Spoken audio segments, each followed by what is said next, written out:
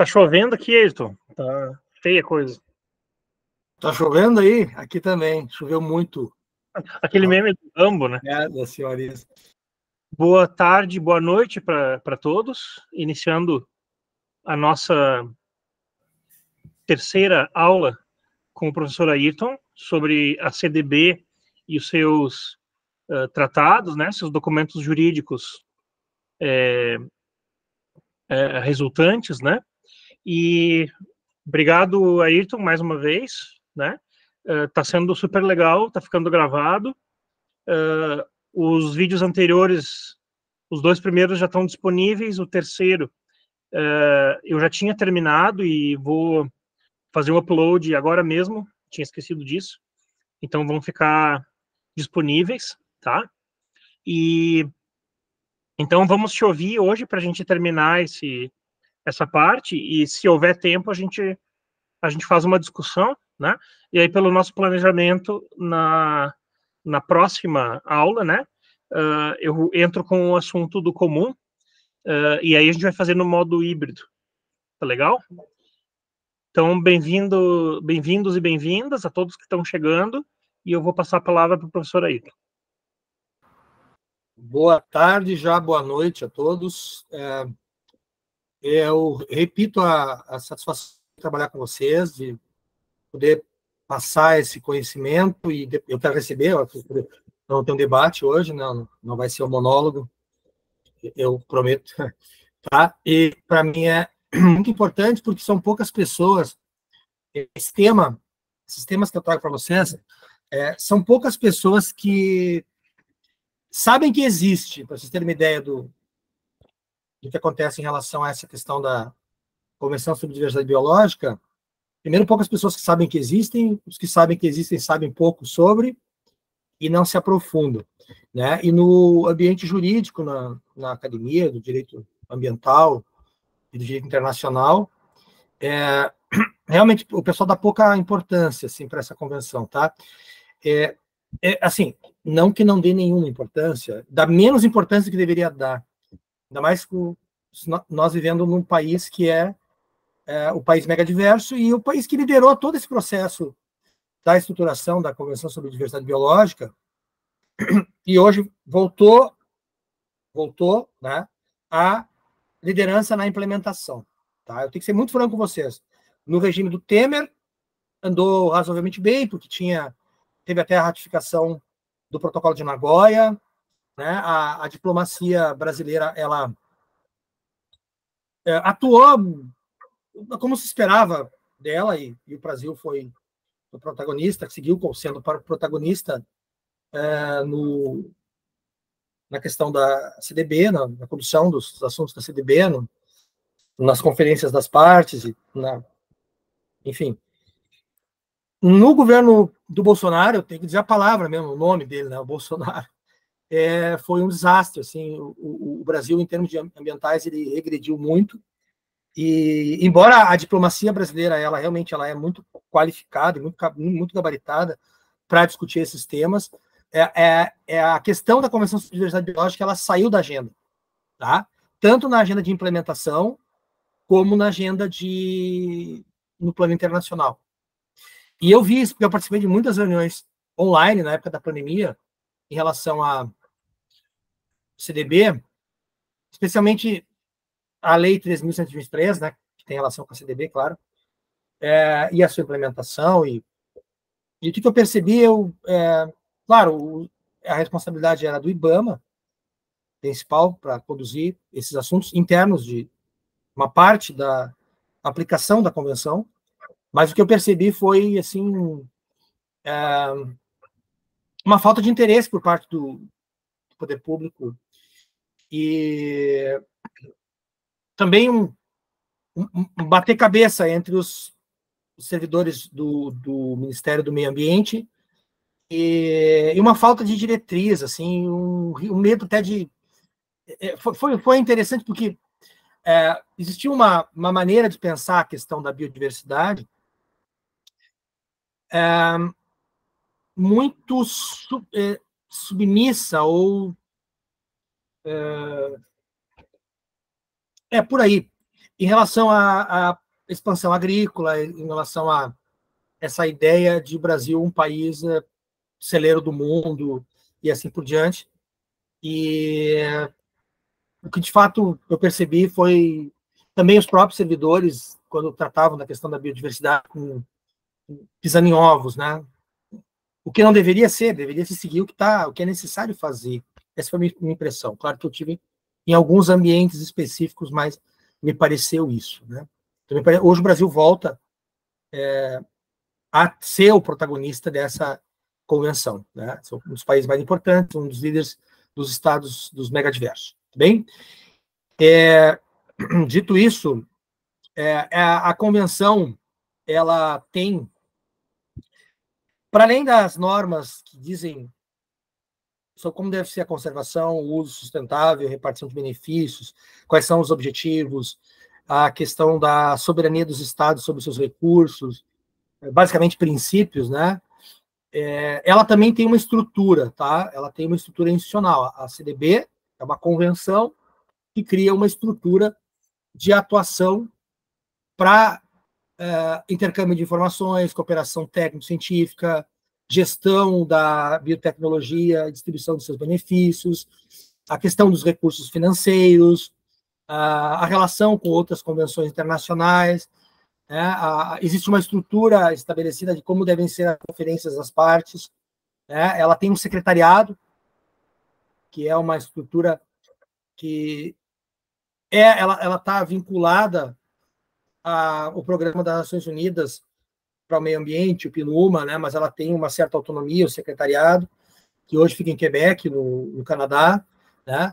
Ela tem o órgão subsidiário de assessoramento científico, técnico e tecnológico, que é uma estrutura bem interessante. Como ela é uma convenção que tem muito de ciência e muita questão técnica e tecnológica para conservação, uso sustentável, repartição de benefícios, monitoramento da biodiversidade, etc., ela precisa de um órgão subsidiário, um órgão para subsidiar as tomadas de decisão, né? Então, um órgão que vai discutir questões científicas, um órgão que vai estabelecer consensos e que vai estabelecer dentro das políticas que forem ser determinadas coletivamente pelos estados e ações, essa parte, essa dinâmica científica, técnica e tecnológica, tá? Aí nós temos ali os grupos de trabalho, GTs específicos para vários assuntos que são tratados pela convenção.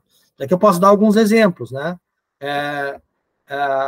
Serviços ecossistêmicos é uma coisa que não estava na convenção, originariamente não estava, né? Depois que foi o conceito de serviços ecossistêmicos, ele foi a palavra não é consolidado, ele foi difundido e, de alguma forma, que é uma densificação normativa disso, não é uma consolidação, né? Que esse conceito ele foi exposto de forma mais clara e numa decisão conjunta de cientistas, de estados, na avaliação ecossistêmica do milênio, alguns de vocês já conhecem, a convenção ela incorporou a questão dos serviços ecossistêmicos nas suas discussões, né? E para fazer essa incorporação, ela precisa de assessoramento técnico-científico, ela precisa de grupos de trabalho, né? Da mesma forma, quando foi feito a incorporação da discussão sobre os transgênicos, né? Também teve espaço em discussões técnico-científicas também, né? Grupos de trabalhos dentro desse órgão subsidiário de assessoramento técnico, científico, técnico e tecnológico, tá? Então, voltando, ela tem conferência das partes, é interessante isso, porque a CDB, ela tem duas características, ela é um acordo guarda-chuva e ela é um acordo quadro, uma convenção quadro. Ela está tem autores que dizem que é uma coisa, autores dizem que é outra, eu entendo que é as duas coisas ao mesmo tempo, né? Por que ela é uma convenção guarda-chuva?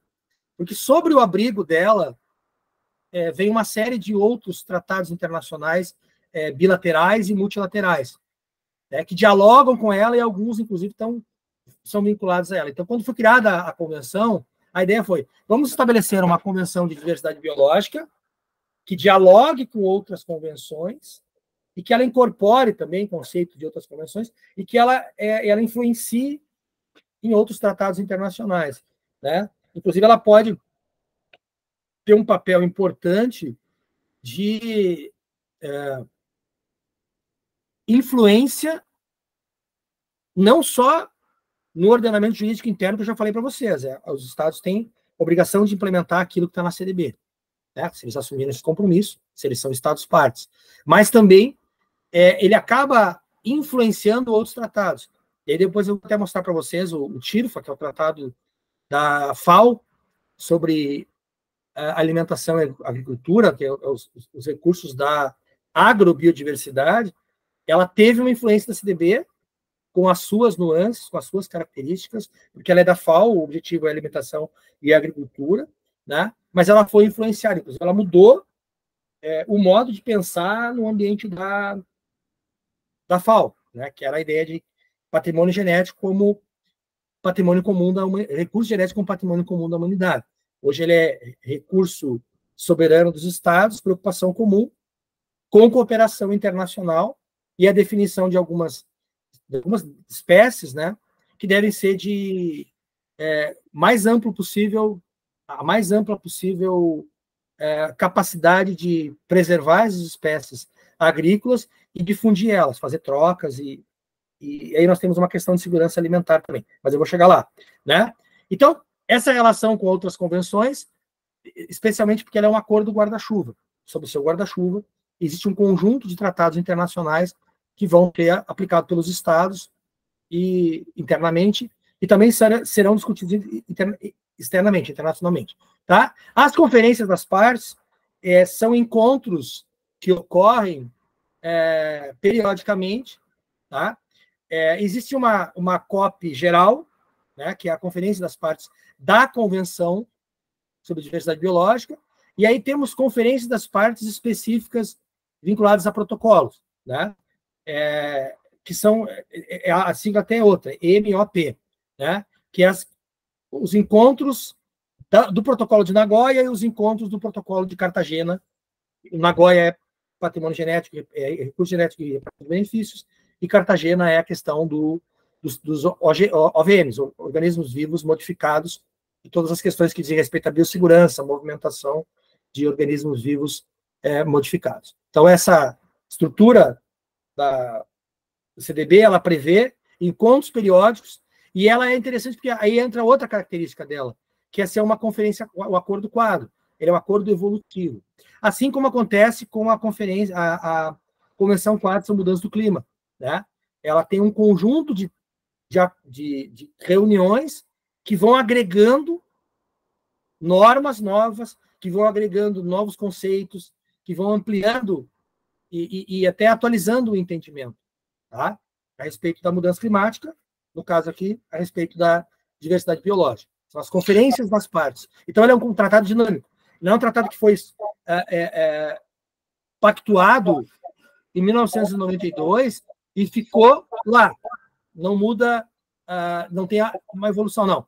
É um tratado internacional que ele tem um conjunto de princípios gerais, até ali pelo artigo 15, né? E depois nós temos aí o tratamento da estrutura da convenção. Não é o 15, é o 17, só para não falhar com vocês. Até o artigo 19, por aí. Né? E depois nós temos um conjunto de tratados que dizem respeito à sua própria organização e como que a convenção ela vai se organizar no tempo. Tá? Então, nós temos... só um parêntese, ressaltando aquela questão terminológica, né? A gente até comentou na outra aula. Em princípio, os OVMs, né, e os OGMs seriam a mesma coisa, né? Os organismos vivos modificados no âmbito aí internacional e na nossa legislação, organismos geneticamente modificados, né? E também a questão do recurso e do patrimônio, né? Nós temos um artigo, o professor Ayrton e eu, fazendo a distinção entre recursos genéticos, que é a terminologia usada na CDB, e o patrimônio genético, que é a terminologia usada no Brasil. Nesse caso, nós entendemos, né, e firmamos posição de que os conceitos são diferentes, né? Embora não completamente diferentes, em grande medida eles são intercambiáveis, mas o conceito de patrimônio genético seria mais amplo, né, mais exigente, talvez. Então, isso é para uma discussão outra hora. Sabe que esse é o artigo que eu recomendo. Passa o link para eles, é um artigo que traz uma boa reflexão. A gente pode até futuramente escrever uma segunda versão para incluir a discussão sobre o conceito de informação genética, né? Que aí tem esse negócio do Brasil defender a ideia de que informação genética é o conteúdo mais importante do patrimônio genético, e no direito internacional não é só a informação, na verdade o recurso genético ele é físico, e nele contém a informação. O Brasil criou uma maneira de interpretar que coloca um acento muito forte na informação genética, e o que faz com que essa informação genética num código de genético, um GenBank, né, um banco genético, para o entendimento brasileiro, para a nossa lei, tem que pedir acesso ou, pelo menos, registrar no SISGEN, que é o sistema para registro de acesso ao patrimônio genético. E o interessante é que o patrimônio genético é um conceito constitucional, né, Clóvis? E o Brasil transformou em um conceito constitucional e um conceito legal. Ele pegou a Constituição e um conceito patrimônio genético. Ele colocou na lei a definição do conceito de patrimônio genético, e, para o nosso entendimento, houve apequenou o conceito, né? Porque a gente podia manter o conceito de recurso genético, que é o recurso que tem valor potencial real para a economia humana, enfim, para sustentabilidade, para o uso pelos seres humanos, genético, que tem a ver com código genético, com informação genética também, mas o recurso genético é uma visão utilitarista da informação genética, da planta, da seiva, do subproduto retirado da espécie da biodiversidade, né?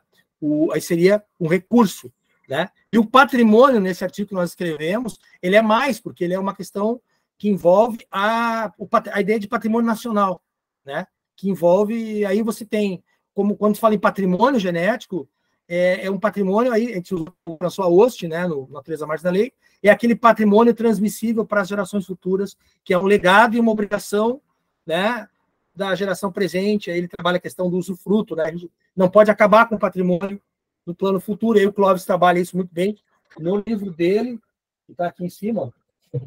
Tá? Este livro aqui que eu recomendo muito, né? Que ele trabalha a questão, e outros também textos, e com o professor,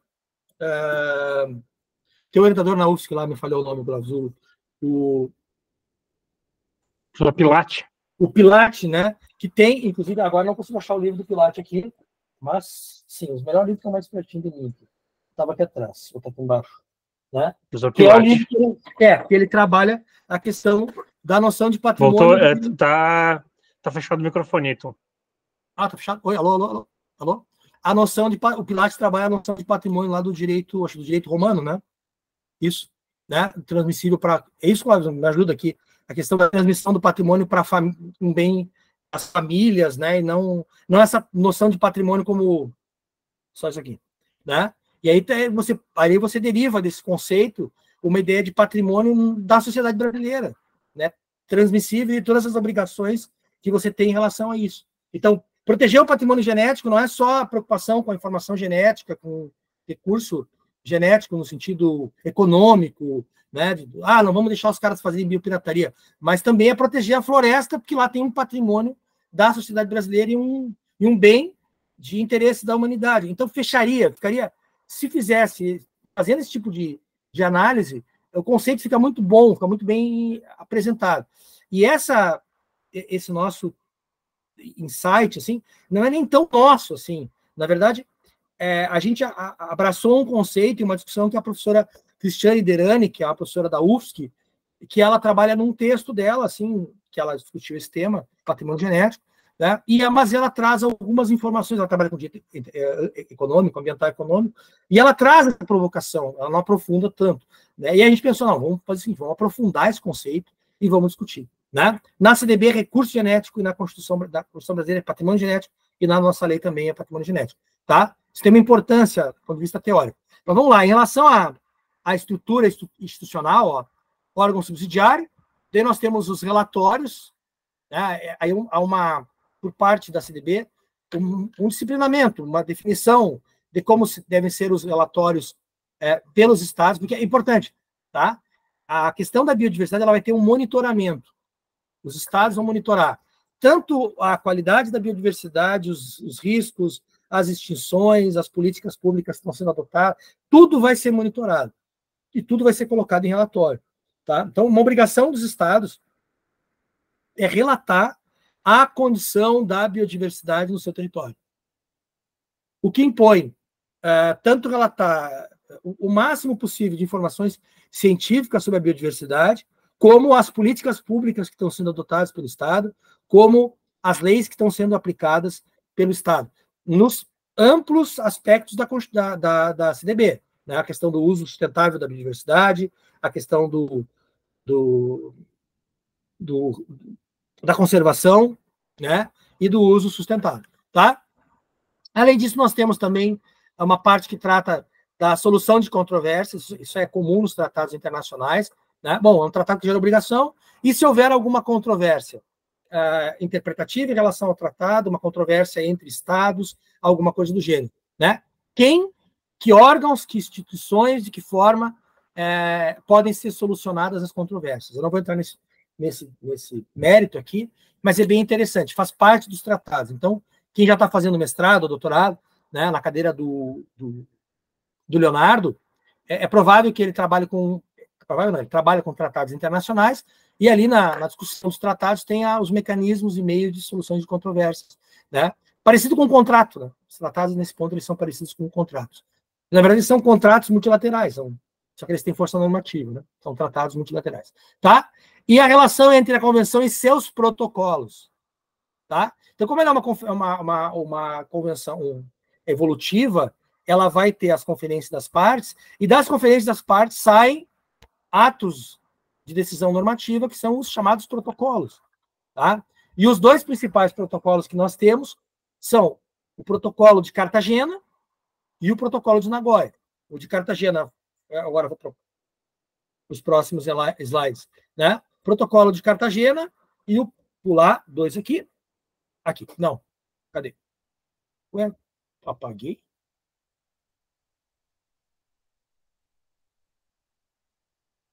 Aqui, pulei um slide, esse aqui, tá? O protocolo de Cartagena e o protocolo de Nagoya. Bom, esse slide aqui eu já mandei para vocês, se vocês quiserem depois, ali está no grupo, né, ou se vocês quiserem acessar, eu coloquei, ele está em PDF para vocês, ele tem um link de vídeos explicando esses protocolos e os tratados, tá? É bem legal, isso aqui é uma coisa bacana, eu tenho usado na aula isso, porque a gente não tem tempo de fazer isso na graduação, de apresentar todos os tratados internacionais, e eu tenho passado para eles, cada um faz um trabalho sobre uma das convenções e faz uma descrição do vídeo, do que é a convenção. Tá? Então, nós temos a Convenção sobre Diversidade Biológica, o Protocolo de Cartagena, veja que o Brasil faz parte desses protocolos, e o Protocolo de Nagoya. Tá? O Brasil, ele adere ao Protocolo de Cartagena em 2000, pelo decreto número 5.705 de 2006, ele é promulgado, tá? O que significa isso? A assinatura, a ratificação, a adesão, tá? Bom, a assinatura é aquele momento em que fecha o tratado internacional, a discussão sobre o texto do tratado já foi, digamos assim, equacionada, houve um acordo entre as partes, pelo menos a maioria dos estados, né? E há um texto. Esse texto ele é finalizado, tá? E abre-se para a assinatura. Então, a assinatura é você concordar com o que está expresso no Tratado Internacional após o seu fechamento. Mas, por exemplo, no Brasil, e nos tratados que estão em tela aí, a assinatura ela não gera uma obrigação jurídica, por exemplo, de implementação do tratado. O que vai gerar é a ratificação dele. Tá?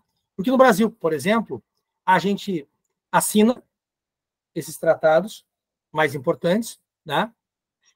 Os tratados que acarretam compromissos gravosos ao patrimônio nacional, né? Um termo que está na Constituição, né? Quando é feita a assinatura,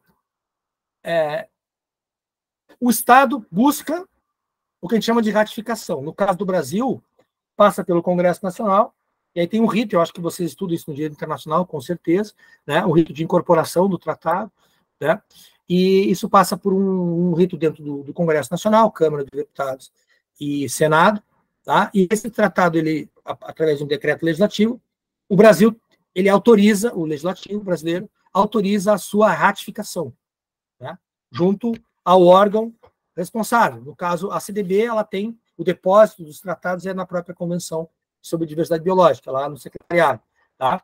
Então, só que há uma diferença aqui. Se vocês notarem, o protocolo de Cartagena e os demais, ele tem um asterisco e ele tem ali um 2000. Tá? O que é esse 2000? 2000 é o ano de adesão. O Brasil não participou da assinatura do protocolo de Cartagena. A princípio, depois até eu sempre reviso, eu acho que está certo o que eu coloquei aqui. Tá? E esse tratado, então, ele foi por meio de adesão. O Brasil não assinou, não participou do primeiro momento da negociação, não assinou, e ele ratificou, ele aderiu, tá? Que tem o mesmo efeito da ratificação. A única diferença é que o Estado não participou daquele momento anterior que a gente chama de assinatura. Tá? Então, ele vai entrar no Tratado Internacional a partir de um movimento do Estado de aceitar as condições do tratado que já está aceito, já está assinado por vários estados e já terminou o prazo de assinatura. Tá? Estou vendo aqui se eu estou correto até. Protocolo de Cartagena, Montreal, 29 de janeiro de 2000. O Brasil. Nós temos o Brasil. Foi. Deixa eu ver. Aprovou por meio do decreto, 2003. O Brasil. A princípio foi adesão. Né? Depois até posso revisar. Tá? Mas os outros casos ali, ó, o protocolo de Nagoya e o tratado da TIRFA, lá da FAO, você tem um ano de assinatura e você tem um ano de ratificação. Veja uma coisa interessante. O Brasil assinou o protocolo de Nagoya em 2011. Ele foi ratificar somente em 2021. Né? O TIRFA, o Brasil assinou, que é o Tratado Internacional sobre Recursos Fitogenéticos para Alimentação e Agricultura. Fito é planta, né? Fitogenético. Em 2002 ele assinou, em 2006 ele ratificou. O que significa isso na prática? Por que o Brasil demorou tanto tempo para ratificar o protocolo de Nagoya? Por que isso? Bom, a explicação é a seguinte.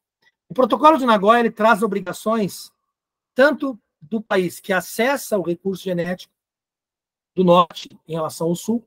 Então, digamos que uma empresa multinacional venha aqui para o Brasil e acesse o recurso genético no Brasil, tá?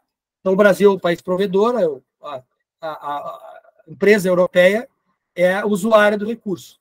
Como o contrário também. Quando o Brasil acessa recurso genético de país de fora. Entenderam? E aí, por exemplo, a soja é um recurso genético da Universidade Brasileira? Vocês estão na dúvida aqui. Não, né? A soja não é brasileira. O café. O café é recurso genético brasileiro? Não é? Da Etiópia, se não me engano, né? Isso aí, tá? O arroz. Não é.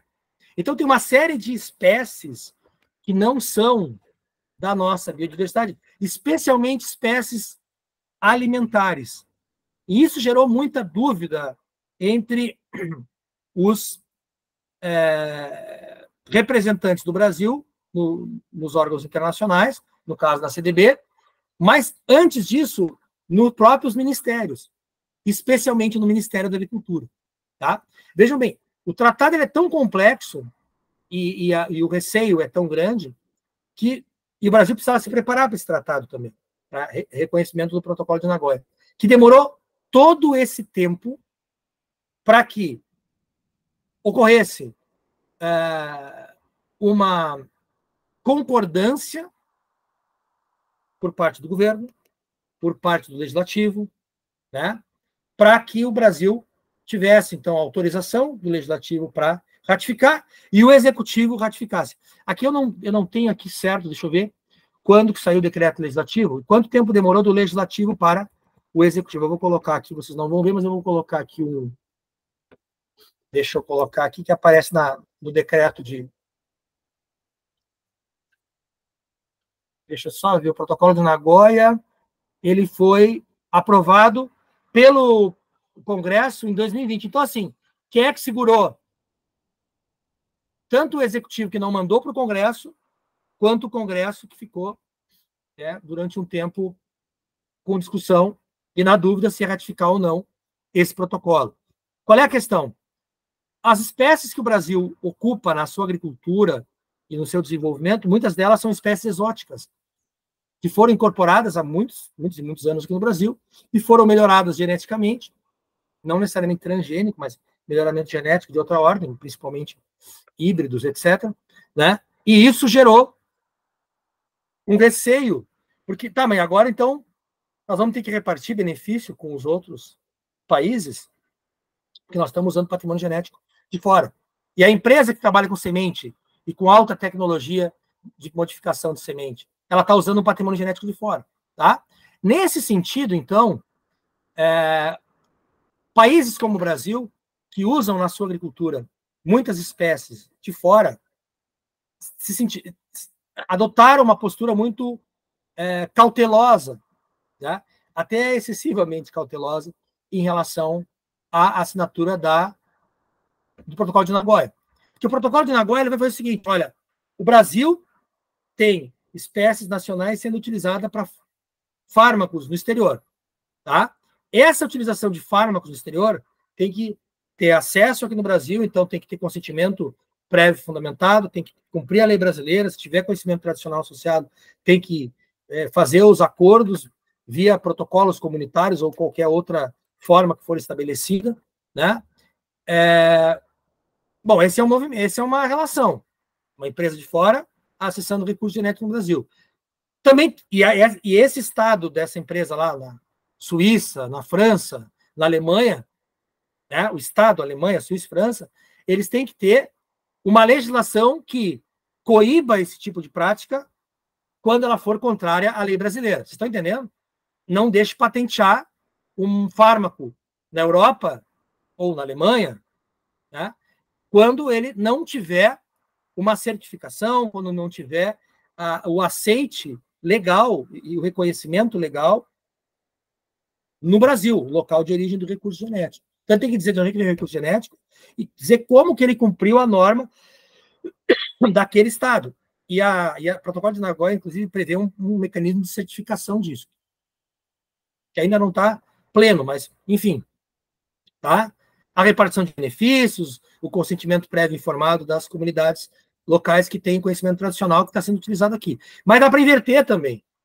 Dá para ser a indústria brasileira de sementes, de tecnologia agrícola, utilizando o recurso que é chinês, o recurso que é historicamente da Etiópia, pega o arroz e pega o café. Então, isso empacou muito o avanço do Protocolo de Nagoya. Mas até tem uma questão que chega a ser curiosa, porque o Tratado Internacional sobre Recursos Fitogenéticos para Alimentação e Agricultura, ele estabelece algumas espécies da biodiversidade que elas estão fora do escopo da Convenção sobre Diversidade Biológica. Eles passam a ter uma regulamentação própria, tá? Que são tratados é um tratado internacional que não é da Convenção sobre Diversidade Biológica, ele não é, ele é da FAO e ele dialoga com a CDB, tá? Esse tratado, o TIRFA, ele é um tratado que criou o que eles chamam de sistema multilateral, tá? Esse sistema multilateral, ele tem qual é o principal objetivo dele?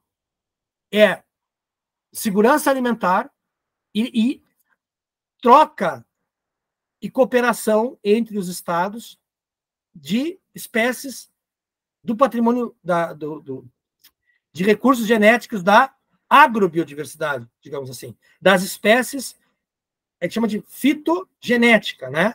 Agrobiodiversidade, das espécies agrícolas. E aí o TIRFA, ele tem no final dele, tem uma lista de espécies que são desse sistema multilateral. Esse sistema, ele tem uma lógica diferente da CDB. A CDB, ela é muito mais forte para fármaco, mas ela também trabalha com alimento, tá? O TIRFA, ele trabalha mais com espécies da agricultura, principalmente espécies de alimento. Espécies, assim, ó, notadamente, que se expandiram e são utilizadas no mundo inteiro. Por exemplo, o milho, o trigo, o sorgo, o centeio, o arroz, o feijão e assim por diante, tá? Porque existe uma preocupação de que essas espécies que estão disseminadas pelo mundo, que elas permaneçam existindo em variedade e qualidade, para proteção daquilo que a gente chama de segurança alimentar. Entenderam? Tá? Então, a CDB, ela dialoga com esse tratado internacional. Tá? Esse tratado, ele fala em conservação, o TIRFA, ele fala em uso sustentável, e ele também fala em repartição de benefícios. Só que a lógica e o modo de operar do TIRFA, ele é diferente do modo da CDB. Uma das preocupações do Tratado da FAO é justamente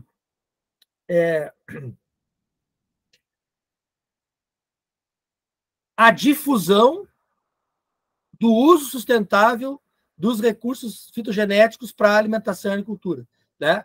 E também a proteção dessa diversidade genética de alimentos. Porque a gente sabe que existe uma simplificação bastante perigosa da diversidade genética de alimentos pela indústria de espécies, a indústria multinacional que lida com esse tipo de espécie de arroz, de milho, né, de soja e assim por diante, né, que são as detentoras das patentes e que tem um domínio comercial global das grandes cadeias de produção, das grandes redes de produção de grãos e de alimentos e de sementes, tá?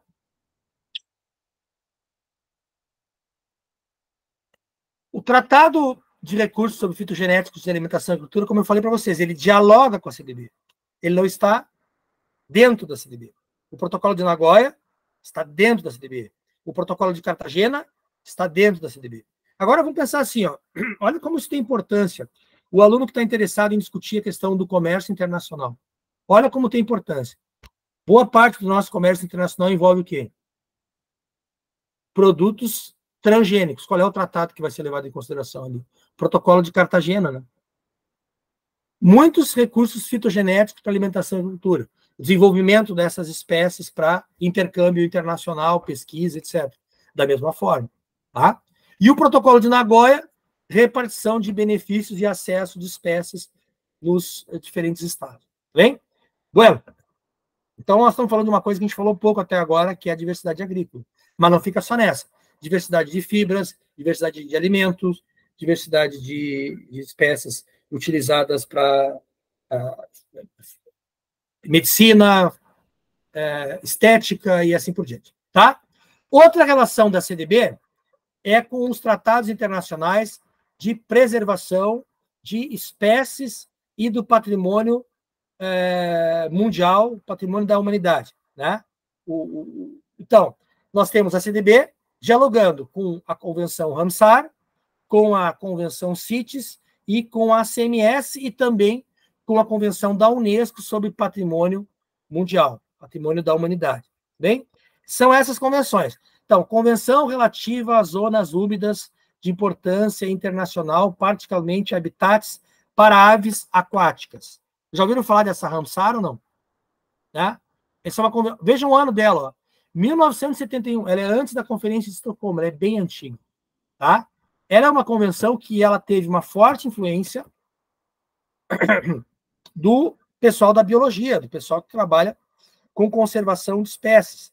Essa convenção é um tratado intergovernamental que fornece estrutura para ação nacional e cooperação internacional para a conservação e uso racional das zonas úmidas e seus recursos. A missão da convenção é a conservação e o uso racional de zonas úmidas por meio de ações locais e nacionais e cooperação internacional, como uma contribuição para alcançar o desenvolvimento sustentável em todo o mundo. Isso aqui está na própria convenção. Tem 3 pilares, né? Essa convenção chamada Ramsar, né? Porque é o sítios Ramsar que a gente chama, tá? São 3 pilares. Os estados, as partes contratantes, comprometem-se a trabalhar para o uso racional das zonas úmidas, designar essas áreas, chamadas zonas úmidas de importância internacional, né, a lista Ramsar e os sítios Ramsar, e assegurar a sua gestão eficaz e cooperar internacionalmente em áreas úmidas fronteiristas, sistemas de áreas úmidas compartilhadas, espécies, porque essas zonas úmidas, elas são importantes por quê? Porque elas têm espécies de mamíferos, elas têm espécies de aves, elas têm espécies, a questão lacustre, de peixes, e assim por diante. Tá? O Brasil é signatário, e o Brasil tem as suas áreas protegidas a partir desse regime internacional. Vejam o ano, 1971. Tá? Tamanha a pressão que essas áreas sofrem, né, em termos de degradação ambiental. Tá? Outra convenção é a Convenção para o Comércio Internacional de Espécies da Flora e Fauna Selvagens em Perigo de Extinção, tá? Conhecida como CITES. Outra convenção anterior à Convenção sobre Diversidade Biológica, 1973, tá? Convenção sobre Comércio Internacional de Espécies da Fauna e Flora Selvagem ameaçada de extinção. Essa convenção ela influencia no comércio internacional, tá? Tanto na pesquisa quanto no comércio internacional. Se você for enviar uma espécie da fauna ou da flora para outro país, pesquisa, por exemplo, tem que avaliar e saber se tem que fazer um procedimento junto ao IBAMA, porque se ela tiver numa lista de espécies ameaçadas em perigo de extinção, né? Espécies em perigo de extinção, você tem que ter uma autorização do Estado para fazer esse tipo de comércio. Da mesma forma, da flora, tá? E aí entra no comércio internacional mesmo.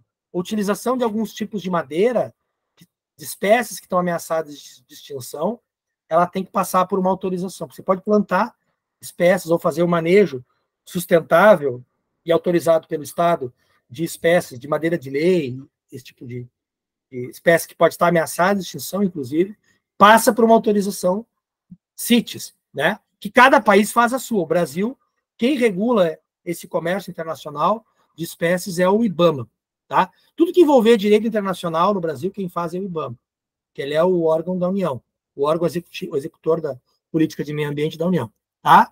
E a outra é a Convenção sobre Espécies Migratórias de Animais Selvagens. Vejam que tanto a espécie migratória de animais selvagens quanto a CITES, o Brasil, ele aderiu, né?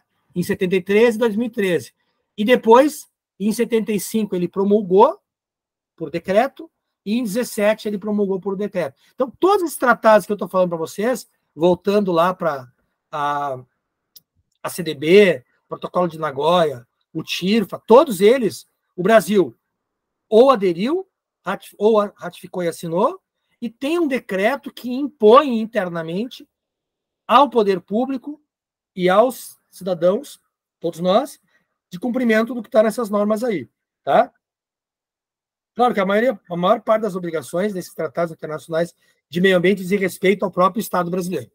E o outro tratado aqui é a Convenção Patrimônio Mundial e Cultural da Unesco, tá? Essa CMS, eu vou falar um pouquinho sobre ela agora, só para vocês terem Esses tratados são pouco conhecidos, tá, pessoal? A gente estuda isso nos livros, especialmente como aqui do Guido Soares, que eu recomendo que comprem. Tá? Ele não está atualizado, esse livro. Guido Soares é um dos maiores internacionalistas do Brasil, ele tem um livro muito bom de direito internacional, ele traz toda a evolução do direito internacional, isso aqui eu recomendo. Recomendo esses 2 livros aqui, né? Tá? Para entender o direito ambiental no sentido teórico e a questão do risco, né? Transgênico também, tudo isso aí, princípio da precaução, o livro do Clóvis, tá? Trata desses que a gente está falando aqui, e direito internacional no seu espectro geral. Esse aqui é o livro, ele é muito bom. Existem outros, mas esse aqui é um clássico, tá? E tem todos os tratados que eu estou falando aqui para vocês. Então, a Convenção de Espécies Migratórias, CMS, estabelecida em 79, reúne estados pelos quais animais migratórios passam. Existem animais, espécies, que têm em sua vida a necessidade de migração, por vários motivos. Um dos principais é a questão da reprodução, né? Então, pensem em espécies migratórias de aves, espécies migratórias de mamíferos e espécies migratórias de pássaros também. Inclusive, o símbolo da CMS ali, ó, se você chegar pertinho, né, ou ampliar, é uma espécie de ave, e ali ou é uma baleia orca, que é um mamífero, né, ou um golfinho, que também é um mamífero, se não me engano. Eu espero não estar errando aqui, porque daqui a pouco vai para o vídeo isso aí, o cara tá... Mas não é, né? Não é peixe, tá? Espero estar certo. Aí eu tenho uma certa licença aqui, porque eu não sou biólogo, mas tenho alguns conhecimentos que são muito básicos, que a gente tem que conhecer. E a outra convenção é a Convenção do Patrimônio Cultural e Natural da Unesco, de 72, que prevê, né, essa convenção da Unesco, de 72, ela prevê a proteção de áreas por serem patrimônio da humanidade, né? E isso é importante, porque antes de existência de toda uma estrutura de meio ambiente, já existia o patrimônio mundial natural preservado a partir das convenções da Unesco. Tá? Tem o cultural, que é esse selinho, a gente vê em vários lugares, né? Que a gente visita mundo afora, aí no Brasil mesmo, da Unesco, de patrimônio mundial, tá? E esse selo também vai para áreas de paisagens notáveis e locais que têm a proteção pelo reconhecimento de patrimônio natural, tá? Outros tratados, vejam como a CDB ela chega a ser exaustivo, cansativo, né? Outros tratados que ela se relaciona. E aqui vai... Aí eu vou entrar na seara de algumas pesquisas do grupo aqui, né? Que o pessoal tem feito pesquisas muito competentes, especialmente pela Convenção 169 da OIT. Tá? Então, nós temos aí uma relação com a Convenção 169 da OIT, com declarações internacionais dos direitos dos povos indígenas das Nações Unidas e das Américas, né? Com a atuação da Corte Interamericana de Direitos Humanos e a Comissão Interamericana de Direitos Humanos, tá? E com a Organização Mundial do Comércio, né? A OMC. Tá? E aí nós temos, no âmbito da OMC, o Acordo TRIPS, o Acordo sobre Aspectos de Direito de Propriedade Internacional relacionados ao comércio. Foi o tema da minha dissertação, né? A discussão sobre a questão dos recursos genéticos e os direitos de propriedade intelectual. Em que medida os direitos de propriedade intelectual eles podem ser utilizados para proteção do direito dos estados e das comunidades em relação ao seu patrimônio genético e conhecimentos tradicionais associados, e em que medida esse sistema de propriedade intelectual, que é ocidental, que é do comércio, que é voltado para o comércio globalizado, que vem de um acordo, né, da Organização Mundial do Comércio, que é uma organização que tem como principal objetivo a liberalização do comércio no mundo, que agora a OMC está fora de moda, né? Mas nos anos 90 era a grande discussão, uma das grandes discussões internacional era a OMC, né? E esse acordo TRIPS é o acordo dentro da OMC que trata da propriedade intelectual. Então, eu fiz um trabalho envolvendo CDB e TRIPS, principalmente esses dois tratados internacionais, claro, gravitado por outros tratados internacionais importantes, inclusive os da FAO e outros que eu mencionei. Mas, em relação a conhecimento tradicional associado e recurso genético, transferência de tecnologia, acesso, repartição de benefícios, há um choque entre a CDB e como ela foi construída e o TRIPS. Tá? O TRIPS ele não impede que a gente aplique as formas de proteção do conhecimento tradicional associado e dos recursos genéticos nos estados. Ele não impede. Ele entra em choque não por impedir, ele entra em choque mais por se omitir, né? Pela omissão. Então, a omissão do TRIPS, que em alguns momentos esse tratado de comércio internacional, em alguns momentos, ele possibilita a criação de um sistema sui generis de propriedade intelectual que não seja aquele sistema de patentes ou o sistema clássico de propriedade intelectual, propriedade industrial, né? Pode ser um sistema, o termo é sui generis justamente por isso, né? Porque ele é um sistema diferenciado. Então tem o sistema de cultivar, que é sui generis, ele é uma forma nova, mas ele não deixa de ser um sistema de propriedade industrial e seguir a própria lógica da propriedade industrial, porque uma cultivar, para a existência dela, para o reconhecimento dela no Ministério da Agricultura e Pecuária, e o reconhecimento não é no INPI, né? A cultivar é no Ministério da Agricultura e Pecuária e patente é no INPI. Para o reconhecimento de um cultivar no mapa, no Ministério da Agricultura e Pecuária, pressupõe, entre outras coisas, homogeneidade, né? E aí você pega, se eu pegar espécies crioulas, elas não têm essa homogeneidade que é criada pelo sistema moderno de sementes.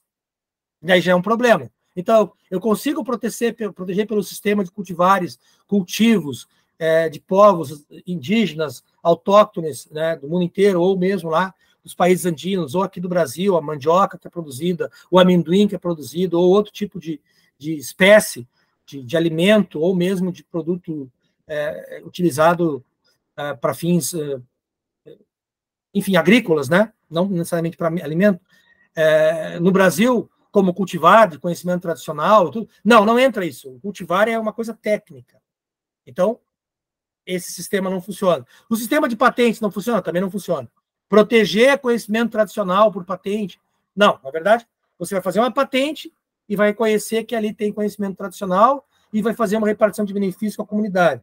Mas a patente continua sendo aquela mesma patente de outros momentos, só vai ter uma inserção do dever de repartir benefício, do dever de fazer um protocolo comunitário para ter o consentimento prévio informado dos povos, das comunidades. Tá? Então, esse sistema de propriedade intelectual, ele é falho.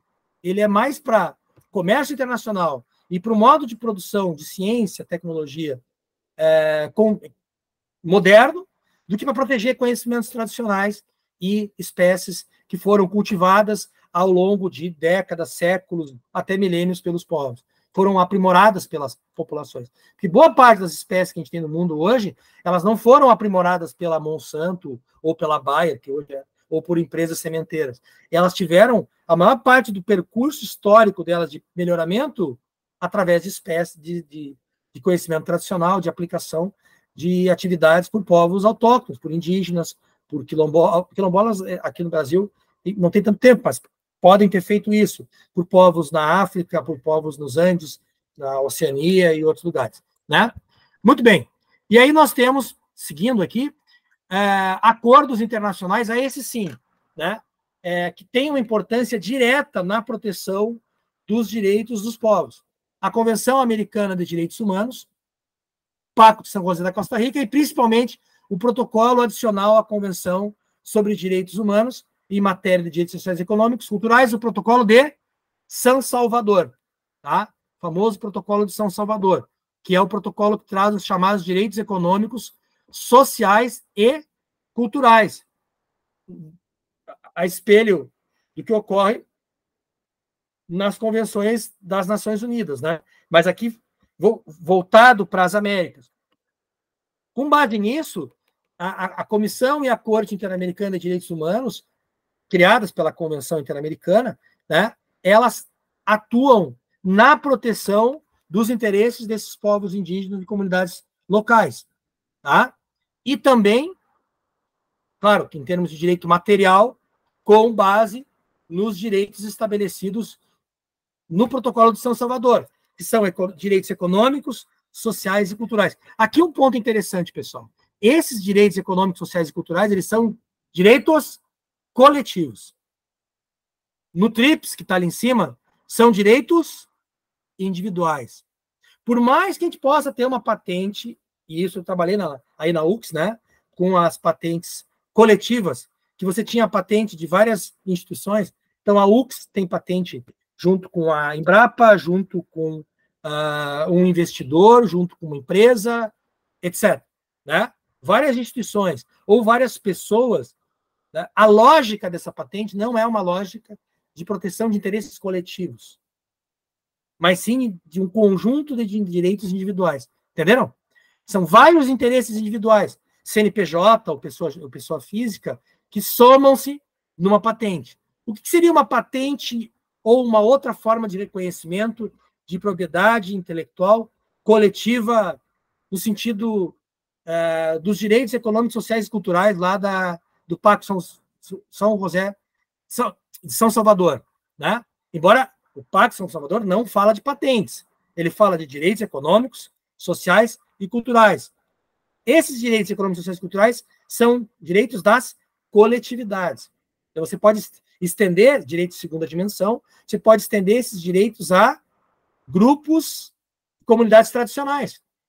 O que é fato, já existem casos de utilização desse argumento do Tratado Internacional e da Convenção sobre Diversidade Biológica, da Convenção 69 e outros tratados, na proteção dos direitos dos povos sobre seus conhecimentos tradicionais e também sobre o seu território. E aqui uma questão interessante. A proteção do território das comunidades tradicionais, indígenas, etc., ela também é uma proteção da biodiversidade e também dos recursos genéticos e do seu conhecimento tradicional. O seu conhecimento tradicional se dá naquele território. Né? Desaloja uma população que vive no território e que tem todo um conhecimento, uma gama de conhecimentos sobre aquelas espécies que vivem ali. E coloca essa gente morar em outro lugar, em outro bioma, ou nas cidades, etc. Você perde muito. Né? Então, perde em termos de direito econômico e social cultural. Tá? E aí nós temos também a Declaração dos Povos Indígenas da ONU e a Declaração Americana de Direitos dos Povos Indígenas, tá? Dos Estados americanos. Tá? Todas elas ratificadas pelo Brasil. E a Convenção 169 da OIT sobre povos indígenas e tribais, que aí eu até nem ouso falar muito, porque aí o pessoal do grupo DAC está muito bom nesse assunto, né? E eu sei que tem o Matheus e tem outros que estudaram esse tema e deram um show, deram uma aula para mim, inclusive. Eu aprendi muito com vocês, foi numa das nossas reuniões, né, Cláudio? E eu aprendi pra caramba sobre esse tema. Olha que legal essa questão dessas simetrias e assimetrias na proteção dos conhecimentos tradicionais associados à biodiversidade. Tá? Conhecimentos tradicionais da biodiversidade e direitos dos povos tradicionais. Isso aqui ó, eu adaptei de uma aula que foi dada pela professora Eliane Moreira nos nossos cursos, na época que eu era professor da UX, né? Eu e o Clóvis coordenamos, né, Clóvis? Um curso sobre direito e biodiversidade com foco na questão do patrimônio genético. Tá? Vocês perderam esse curso, infelizmente. Né? Foi um curso sensacional, muito bom. Teve uma aula que o pessoal era até às 10h30, o pessoal foi até às 11 horas. Que o professor só tinha... Vamos relançar, Ayrton. Podemos relançar, né? Tinha uma... É sensacional o curso. E um colega que trabalhou ele trabalhou nos tratados internacionais, inclusive, ele foi até às 11 horas, né, Cláudio? Geralmente é 10 horas, 10h30, ele tinha marcado, né? E ele tinha terminado, e o pessoal ia perguntando, e quando eu vi era 11 horas não é horário de... E ninguém saiu aquele dia. Ninguém saiu, tá? Ele é um cara, dá para chamar ele para... E é interessante, porque são diferentes visões. A Eliane Moreira é uma visão pró-povos, comunidades, etc., muito forte. Ele tem uma visão muito forte para a questão da agricultura brasileira, defesa da nossa soberania, Claro que ele não deixa de reconhecer os direitos das comunidades tradicionais, mas ele tem outro foco. Ele participou, inclusive, desses tratados. No TIRFA e no Protocolo de Nagoya, ele, inclusive, relatou que ele ajudou a escrever artigo. Né? Ele teve imagina, a pessoa que teve uma sacada em um tratado internacional e ajudou a construir um texto de um artigo com base em ideias, né, do próprio ordenamento jurídico. Não pensem, pessoal, que o ordenamento jurídico brasileiro não influenciou os tratados e vice-versa. Tá? E pensadores, pessoas que conhecem normas de direito ambiental de vários estados, né, de vários países, também influenciar qual é o modelo que nós vamos utilizar de normas internacionais. Em relação à questão do patrimônio genético, o Brasil foi muito influente nos tratados. Olha só isso aqui. Essa tabela... Só um instante. Complementando o que tu falaste, né? Esse tema, né, é um dos temas onde você tem uma plurivocidade, vamos falar assim, né? Maior e maior número de pontos de vista. É impressionante, porque você tem, vamos lá, você tem o ponto de vista das entidades que representam os povos tradicionais. Você tem a visão do Ministério Público. Você tem a visão do gestor público do Executivo, né? Você tem a visão das empresas, né? A visão empresarial, setor farmacêutico, etc. Você tem a visão do setor do agro, né? Você tem a visão dos pesquisadores universitários, né? Então e são todos diferentes, né? Os pontos de vista. É muito diferente. E eu tive a oportunidade de trabalhar junto à universidade, a questão do SBPC, a Sociedade Brasileira de Progresso da Ciência, durante a pandemia, né? Eu até tive uma participação bem interessante, não como representante da SBPC, mas como uma espécie de retaguarda, né, jurídica, numa discussão que teve no IBAMA, e a professora Francine participou também, e a outra professora foi a outra colega que participou daquele curso nosso, Clóvis, agora está me fugindo o nome dela, mas ela é muito competente também, que deu aula para nós e participou dos nossos debates também, a professora... Vou lembrar o nome dela, mas enfim. Colegas que trabalham... Só avisando o pessoal, quando eu comentei antes, tinha pouca gente, né? Então já ficou agendado para dia 28/5, nesse mesmo horário, tá? A palestra com a professora Francine Leal, tá?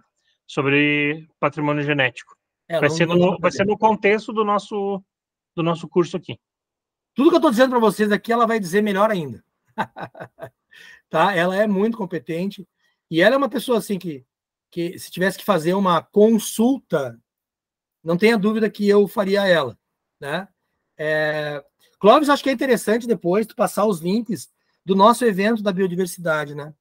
As diversas palestras que a gente teve, que foram sensacionais. Aqui eu passei agora no meu celular, aqui botei a palavra patrimônio genético e encontrei aqui os links dos nossos debates.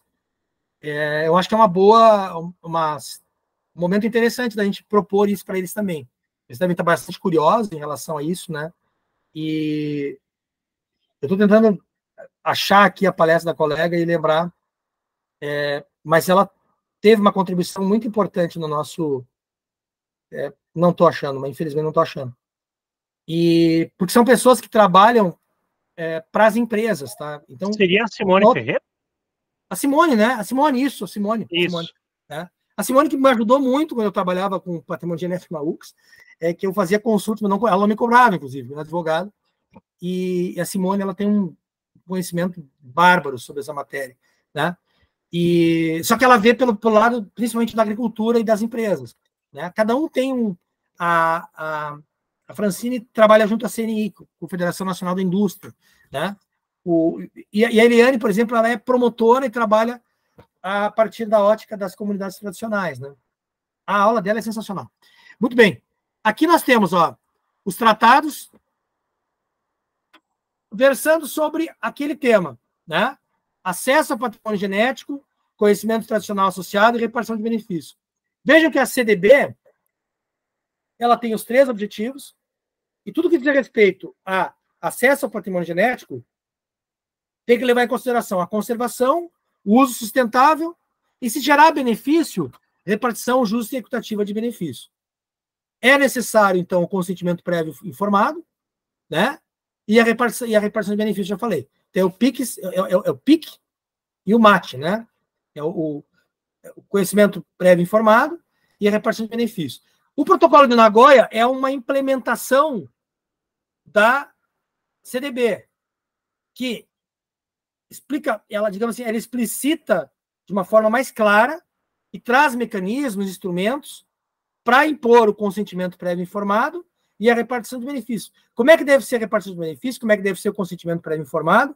Como os países devem cobrar isso? Como que os países devem aplicar isso? E ela cria um sistema de certificação. E cria um regime também, cria um órgão. Depois eu, quando explicar o protocolo mais adiante, eu vou ter pouco tempo para isso, né? Ela cria um órgão específico para a repartição de benefícios de as espécies que vivem, que são encontradas em áreas transfronteiriças. O TIRFA, que é o tratado da FAO, ele também fala em conservação, uso sustentável, mas é para recursos fitogenéticos, para alimentação e agricultura, ele tem uma lista de espécies, e ela trabalha com a repartição justa e equitativa de benefícios em harmonia com a CDB, mas vai estabelecer um órgão para essa repartição de benefícios ser depositada, os valores da repartição de benefícios ser depositado para a conservação das espécies para alimentação e agricultura de recursos fitogenéticos, tá? Porque tem muita coisa que vai ter que ser motivo de acordo entre país A e B, mas tem muita coisa que vai ser feito no plano internacional. Inclusive, a discussão sobre o TIRFA é um tema bem legal para fazer uma dissertação de mestrado e uma monografia. Bastante difícil de entender, tá? Um acordo muito complexo, tá? Mais complexo que a CDB. O TRIPS é o acordo de propriedade intelectual ligado ao comércio, que não prevê consentimento prévio, não prevê repartição de benefícios, né? E que fortalece, na verdade, o sistema de patentes e propriedade industrial, da modernidade, do comércio internacional, liberal, né? E privatista, tá? O acordo da OIT, a Convenção da OIT, que trata da autodeterminação, autoidentificação dos povos, pluralismo, direito de participação, fala em consulta prévia e consentimento prévio fundamentado, e também traz a noção da necessidade de repartição de benefícios. Mas, principalmente, a questão da consulta prévia, tá? E depois a Convenção Interamericana de Direitos Humanos e o Protocolo de São Salvador, que vai impor, por decisões, tá? O reconhecimento dos direitos dos povos indígenas, a proteção deles, o não retrocesso em relação a isso, e também a consulta prévia, consentimento prévio e a repartição de benefícios. Vejam bem, todos os tratados, menos um, trazem o dever de consulta prévia e repartição de benefícios quando envolve patrimônio genético e recurso genético e conhecimentos tradicionais associados. Bueno, quem levantou a mão? Fui eu mesmo. Eu não quis te atrapalhar no raciocínio, né? Porque estava explicando o quadro. Então, só um outro rodapé sobre o que você falou, né? Que o TIRFA seria um exemplo de tema assim, que precisa ser muito explorado, né? Requer muita pesquisa, tem pouco, né? E é um tema muito difícil. Como tudo isso, né? Tudo isso que tu estás mostrando, todas as temáticas envolvidas são complexas, né? Eu só queria acrescentar, assim, fazer aquele papel eu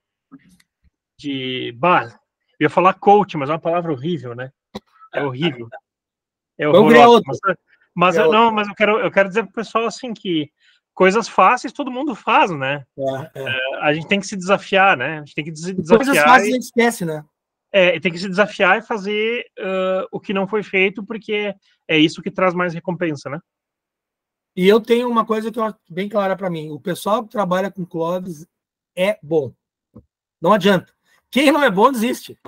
Né? É uma turma assim, ó, e estão por tudo. Né? E trabalhando com direito ambiental, trabalhando na academia e nos órgãos. E eu digo isso porque a gente trabalhou junto muito tempo, né, Cláudio? E uma coisa que me chama muita atenção, assim, o aluno que permanece no grupo de pesquisa, ele tem uma coisa em comum. Permanece trabalhando e tal, né, aceitando desafios, são bons. É quase impossível. Alguns ficam pelo caminho, né, Cláudio, menos sendo bons. Né? Por exemplo, o caso do Ryan, né, acho que ele se formou, né? Ele não está no grupo aqui, né? Tem que chamar ele. É um guri muito bom, que trabalhou a questão da bioeconomia, né? Porque teve senso crítico, fez bons trabalhos, teve boas discussões e evoluiu muito, né? Sem contar as gurias aí, estão coordenando curso, estão trabalhando fora, estão em vários mestrados e doutorados por aí, né? E discutindo a questão ambiental, trabalhando com isso. Agora eu vou fazer uma leitura muito rápida sobre o Nagoya. Eu tenho um compromisso de dar um espaço para discussão, né? Tá? Não vai dar tempo. Eu vou tentar falar muito rápido. Então, o Nagoya... a discussão vai ficar para o início da próxima, então. Vocês vão ver que eu vou falar em 10 minutos. Tá? Então, Nagoya tem que ser interpretado como um acordo suplementar à CDB da implementação do terceiro objetivo, repartição justa e equitativa de benefícios oriundos da utilização de recursos genéticos e conhecimento tradicional. Vai estabelecer obrigações para os estados de aplicarem em seus territórios, tá? No ordenamento jurídico, em relação ao recurso genético, a partilha de benefícios e seu cumprimento. Tá? É evitar o que chamam de biopirataria. Basicamente isso. Gerar benefícios para repartir e repartir de forma justa. Até o Thiago Araújo, ele fez um trabalho que trabalha uma tese, né, que discute a repartição de benefícios justa e equitativa, e ele trabalhou com o conceito de justiça do Rawls, se não me engano, né? Eu achei bastante interessante. Tá? Muito bacana o trabalho. Até fui crítico no início, mas depois eu me rendi à ideia de você fazer uma análise do que é justo e equitativo. Eu tinha a ideia de estudar o que é justo e equitativo nos documentos da CDB. Eu acho que até ele consultou, né? O que se discute e nos ordenamentos nacionais também, né? E na doutrina. Ele preferiu até trabalhar mais a questão da teoria do John Rawls, tá? Então, medidas no plano nacional devem criar segurança jurídica, clareza, transparência. Entendendo, pessoal? A ideia não é impedir que tenha acesso a recurso genético e conhecimento tradicional. Pelo contrário, é que esse acesso exista e gere benefícios. Mas tem que ter segurança jurídica, clareza e transparência. Prever regras e procedimentos justos e não arbitrários. O que seria uma arbitrariedade? Criar condições para que países de fora não possam ter acesso ao recurso genético brasileiro, por exemplo. Proibir. Tá? Isso é uma regra arbitrária. Estabelecer regras e procedimentos claros para consentimento prévio do país, fundamentado do país provedor, e termos previamente acordados antes do acesso. Antes do acesso. Tá? Prever a emissão de uma autorização que equivale ou equivalente quando o acesso for concedido. Tá? Então, ter um selo, uma autorização, algo que diga, olha, ele cumpriu a lei para acessar o patrimônio genético. Tá? Criar condições para promover e incentivar a pesquisa que contribua para a conservação e uso sustentável da biodiversidade. Então, assim, não é só o que dá dinheiro, né? Pesquisa que seja útil à conservação e a manejo sustentável da biodiversidade e a utilização econômica dela. Prestar devida atenção aos casos de emergência atual e iminente que ameacem a saúde humana, animal e vegetal, tá? Porque a biodiversidade, ela pode ser útil para esses casos de emergência, né, do ponto de vista da vacina, do ponto de vista de produtos químicos, produtos biológicos, etc. Mas também existe o risco de emergência de saúde humana, animal e vegetal da própria perda da biodiversidade. Considerar a importância de recursos genéticos para alimentação e agricultura e o papel especial que cumpre na segurança alimentar. Aqui é o diálogo com o TIRFA. Né? Adotar previsão legal justa e equitativa de repartição de benefícios.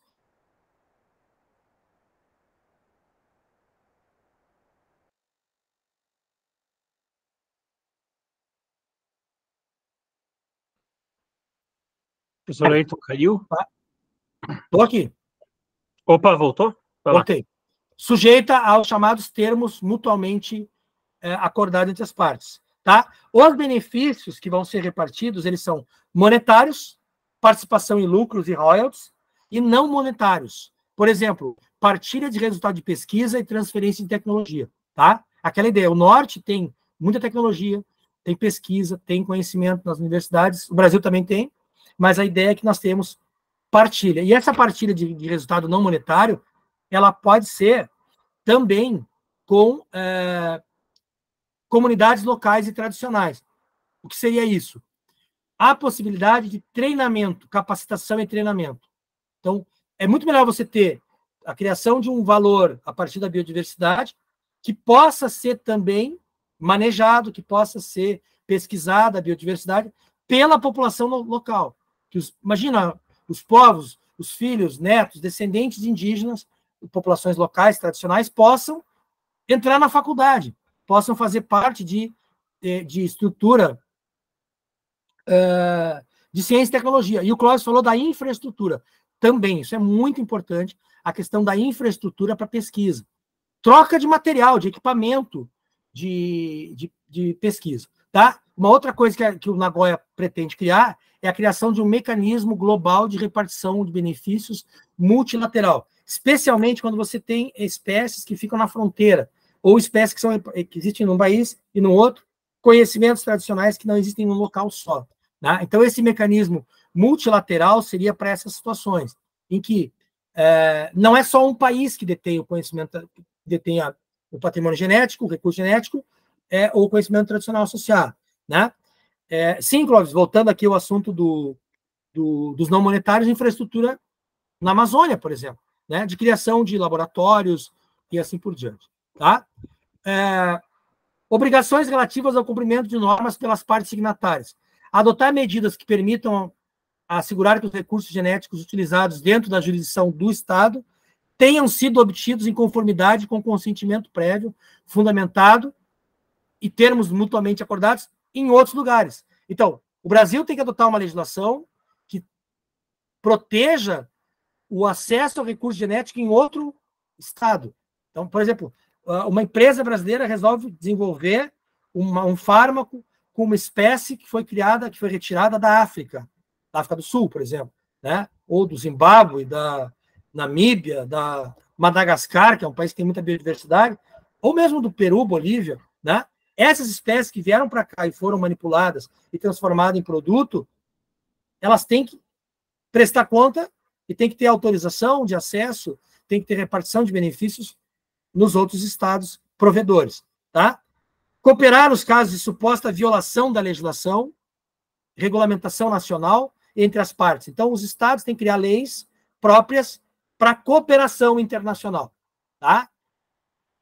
Como acontece, por exemplo, no direito penal ambiental, possibilidade de ter cooperação entre órgãos de países distintos.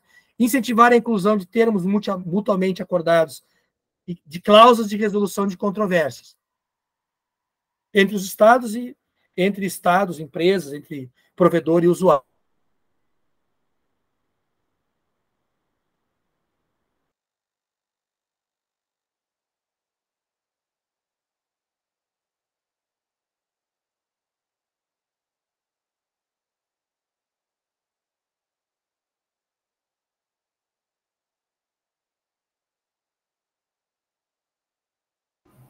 Travou de novo só comigo? Brasileira em relação a recursos acessados fora do país irregularmente, tá? Para cobrar. O protocolo de Nagoya faz essa ponte.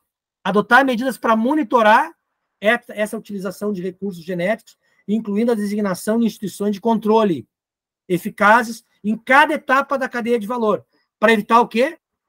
Biopirataria. Né? Ué, caiu a minha... Tá? Caiu um pouco? Tá caindo, né? Sim, tinha travado uma parte ali, senhor. Travou, mas aí, acho que tu faz uma recapitulação ali, porque ficou meio fora de contexto que tu falou. Confuso, né? Então, assim, os países eles têm uma obrigação de conformidade, assegurar que os sistemas ofereçam oportunidade de recurso ao judiciário e aos órgãos de controle, tipo IBAMA. Primeiro poderia ser um órgão nacional no plano administrativo, né? O próprio NPI seria o órgão de propriedade intelectual e também órgãos no plano do judiciário também, tá? Isso através de cooperação internacional também pode ser facilitado. Facilitar o acesso à justiça, adotar medidas para monitorar a utilização de recurso genético, incluindo e instituição de controles eficazes designadas para isso, né? Em toda a cadeia de valor, pesquisa, desenvolvimento, inovação, pré-comercialização, comercialização. Toda a cadeia de valor, por exemplo, de um cosmético, para que você consiga fazer um monitoramento disso e encontrar, olha, tem pirataria, não tem repartição de benefícios, não tem autorização do governo local, tá? Elaboração e utilização de uso de modelos de cláusulas contratuais para termos mutuamente acordados, assim como código de conduta, diretrizes, melhores práticas e normas para diferentes setores. Por exemplo, o setor cosmético já está criando normas e diretrizes para acesso ao patrimônio genético e conhecimento tradicional associado e termos mutuamente acordados. Como é que eu vou chegar para falar com uma comunidade tradicional, local, indígena, para fazer um acordo de repartição de benefícios ou para ter acesso a um conhecimento tradicional associado? Tá? Isso nós temos os chamados protocolos comunitários, que está na legislação brasileira e tratados internacionais, mas também o próprio setor de fármacos pode adotar, entre eles, por autorregulação, sistemas de controle. Tá? E a gente chama de contratos, acordos, contratos tipo, né? E também códigos de conduta e diretrizes. Tá? Existem duas ferramentas muito importantes, que são os pontos focais nacionais e as autoridades nacionais competentes. O que é o ponto focal nacional? É aquela estrutura dentro do governo do Estado, tá?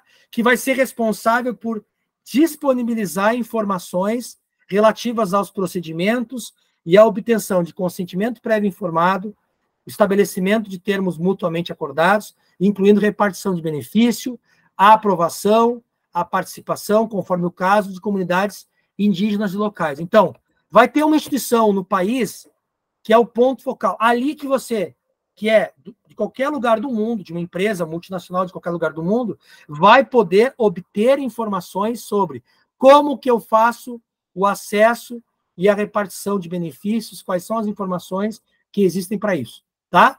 E aí nós temos as autoridades nacionais competentes em acesso e repartição de benefício, que é o responsável pela outorga do acesso, é responsável por autorizar esse acesso, que pode ser o mesmo ponto focal nacional. Então, no Brasil, nós temos o sistema, que é o SISGEN, Sistema de Gestão do Patrimônio Genético, e nós temos o Ministério do Meio Ambiente, que é o responsável pelo SISGEN, nós temos o Conselho Nacional do Meio Ambiente, o Conselho Nacional do Patrimônio Genético, né? E nós temos o IBAMA, que é o órgão executor e o órgão fiscalizador. Então, tem uma estrutura para isso. Estou finalizando aqui meus slides, tá? Ferramentas de implementação, eu vou pular aqui, depois vocês podem fazer uma leitura, tá? E, em relação ao conhecimento tradicional associado, o que o protocolo de Nagoya ele faz em relação ao conhecimento tradicional associado? A CDB, ela é bastante aberta, abrangente, e ela não traz as obrigações específicas em relação ao conhecimento tradicional associado, tá? O protocolo de Nagoya, ele é específico. Ele vai determinar como os estados devem proceder para proteger os conhecimentos tradicionais associados a partir do consentimento prévio e da repartição de benefício, né? E a implementação nacional das questões que envolvem conhecimento tradicional associado, ela tem que ser toda ela baseada no que está no protocolo. Tá? Eu não vou entrar em detalhe, eu não tenho tempo para fazer mais, porque eu quero deixar uns 15 minutos para debate um pouquinho mais. Tá bem? Desculpe se me estendi. Se tiverem dúvidas sobre a questão dos conhecimentos tradicionais do protocolo, eu posso trazer para vocês também alguma dúvida a respeito disso. Eu sei que é um monte de informação, tá? É um monte de informação, mas a gente tem os vídeos que eu passei para vocês, o material que eu passei para vocês também, e os vídeos que depois o Clóvis pode disponibilizar do nosso evento sobre biodiversidade, né, Clóvis? Que foi um dos maiores congressos de biodiversidade do Brasil, online. Teve mais de 1.000 pessoas assistindo, né? E eu paro por aqui e abro para perguntas e debate. Muito bom, Ayrton, muito obrigado. Eu já passei para o pessoal no YouTube, no WhatsApp, a playlist, né, que você pediu. Eu passei a playlist com os 2 seminários, o primeiro e o segundo, e também os artigos que a gente comentou ali, tá? E eu já vou passar a palavra para o João Pedro, se quiser comentar alguma coisa, mas eu queria sugerir o seguinte, o pessoal poderia, nesse intervalo até a próxima terça, mandar questionamentos ali pelo próprio grupo, né? Para que a gente possa fazer esse debate também na semana que vem. Se for necessário eu fazer 2 semanas para discutir o tema do comum, não tem problema. A gente tem que explorar esses assuntos, né? Porque a parte expositiva agora foi extensa, porque ela é difícil realmente, a nossa reunião é curta, né? Por um lado é bom que é bem objetiva, né? E aí seria legal a gente discutir, né? Trazer esses assuntos para o debate. Agora, muita gente tem aula, né? Então é complicado, mas eu vou passar a palavra para o João Pedro, para ver se dá tempo da gente comentar pelo menos algum tópico. Pode falar. Eu fiquei com uma dúvida, que eu espero que ela não se estenda muito, mas naquela parte em questão das patentes, assim, dos recursos que são tipo de povos originários, no caso, né, dos indígenas, como é que é feito isso na prática, assim, sabe? Porque o que eu fiquei assim, não, mas é cobrado uma taxa a respeito desses estados, aí como é que é feito esse tipo de coisa, assim? Porque me pareceu, assim, que no papel é maravilhoso, mas na prática, assim, não me parece tão maravilhoso, assim, sabe? Tipo, eu fiquei com muita dúvida. Fiquei com muita dúvida a respeito disso, assim. Cara, vou te dizer que tu acertou, tá? Na teoria é uma maravilha, na prática é um horror. Bom, o Clóvis ele fez um estudo com as gurias, as meninas superpoderosas, né, Clóvis? No tempo acho que a Vanessa e a Jerusa eram alunas de mestrado, e mais outras colegas, a Bruna participou e outras, e eu acho que foi, quem que foi? Foi a Jerusa? Não, foi a Jéssica, Bruna, não lembro quem, sobre repartição de benefícios, tá, no Brasil. E é ínfima a repartição de benefícios.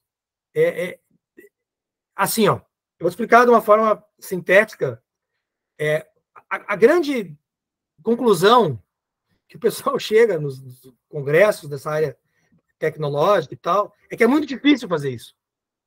Tem que ter muita boa vontade por parte da empresa que é responsável e capacitação técnica. As pessoas têm que saber fazer, que não é fácil.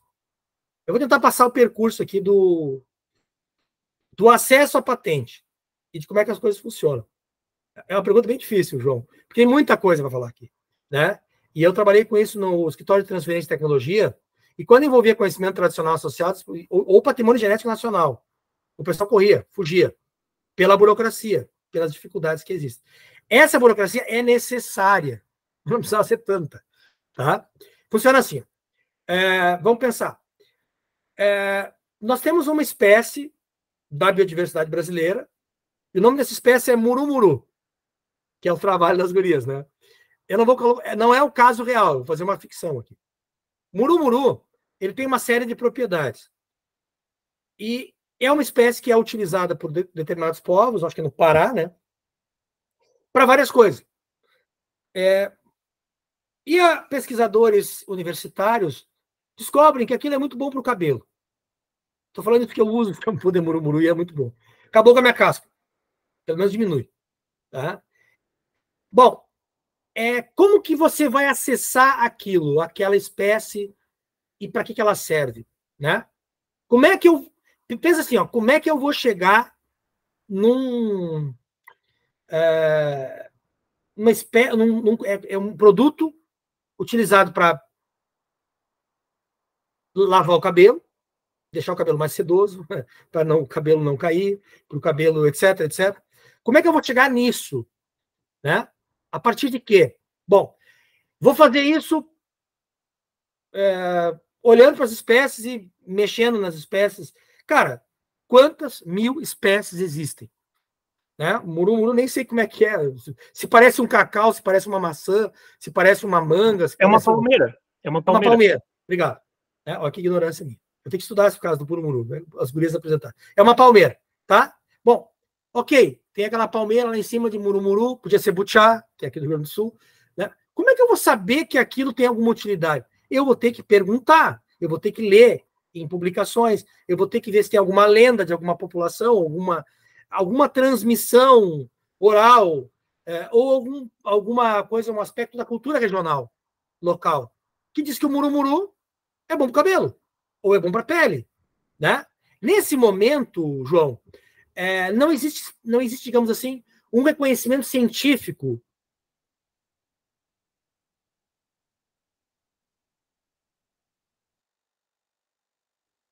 Deu uma travada.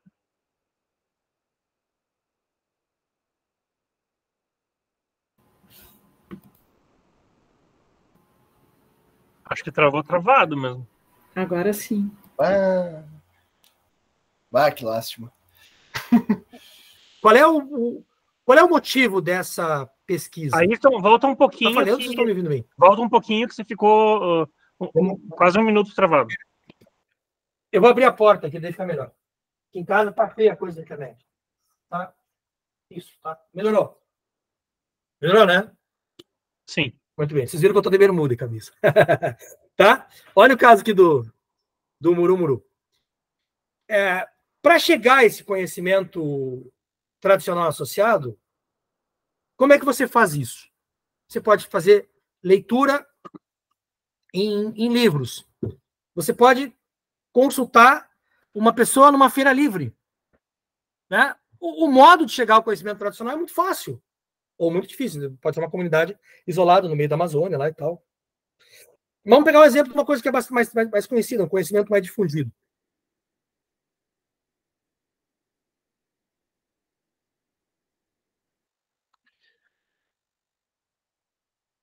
Ayrton? A diferença do sistema de propriedade industrial. Está falhando, hein?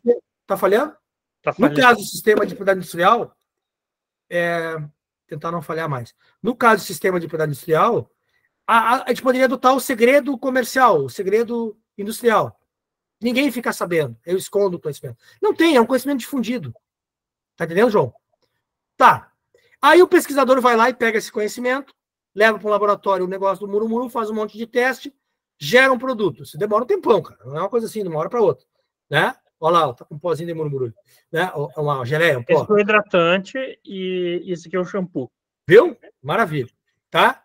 Aí chega a esse produto. Aí tem que fazer testes na pele, ver se não queima e tal. É outra coisa. E aí ele vai para hora de patentear aquilo. E o quanto antes, tá? Depositar o quanto antes isso aí, porque daqui a pouco vem um outro, descobre a mesma coisa. E o NPI, quem chegar primeiro, leva. Tanto o NPI quanto outros sistemas. Tá? Mas tem um monte de... Eu adoro propriedade intelectual, trabalhei com isso, é muito bacana. Mas assim, o sistema ele pode ser injusto. Quem chegar primeiro, leva. E aí o cara vai lá e registra. Ele precisa registrar a pesquisa completa, perfeita? Não. Ele tem ali uma receita de fazer um shampoo.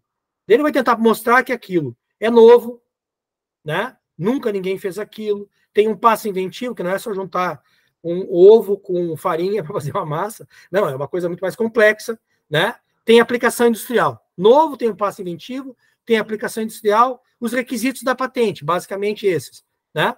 Ok.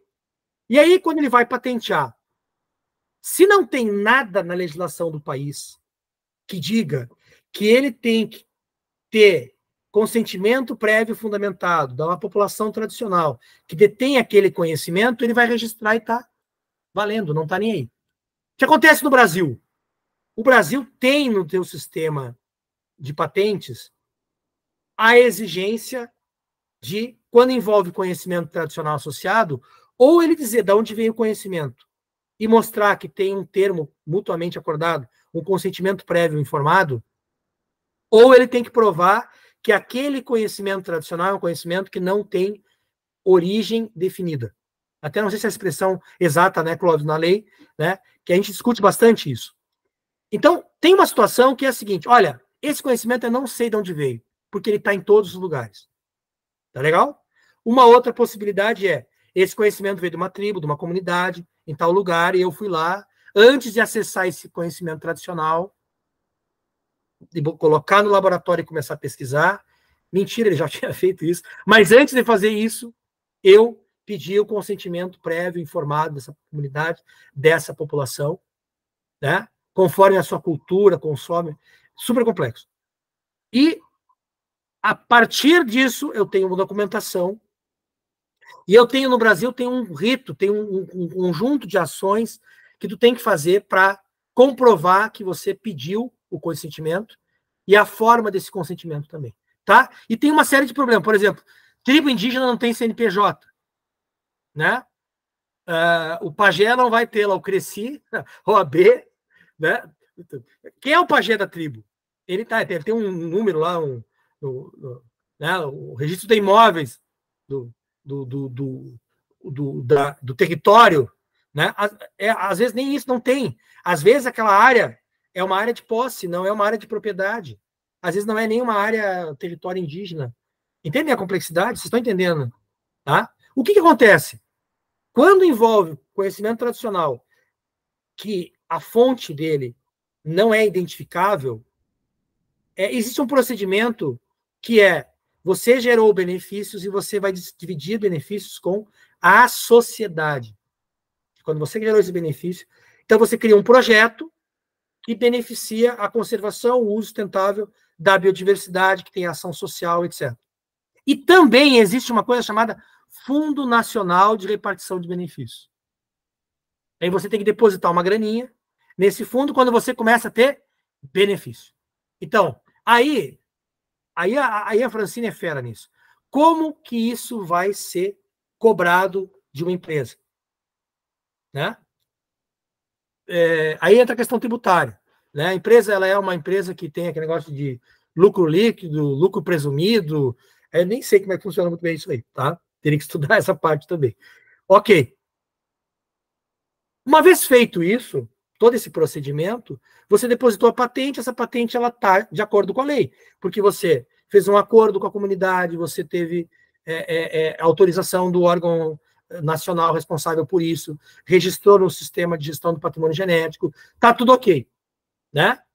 Patenteou, pode explorar. Quando você está explorando, você tem uma obrigação de repartir benefício com alguém. E aí, como eu mostrei para vocês, qual é o tipo de benefício que vai ser repartido.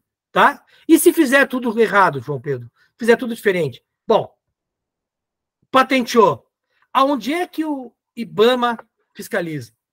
O primeiro lugar que o IBAMA fiscaliza para ver se tem biopirataria no Brasil é no INPI.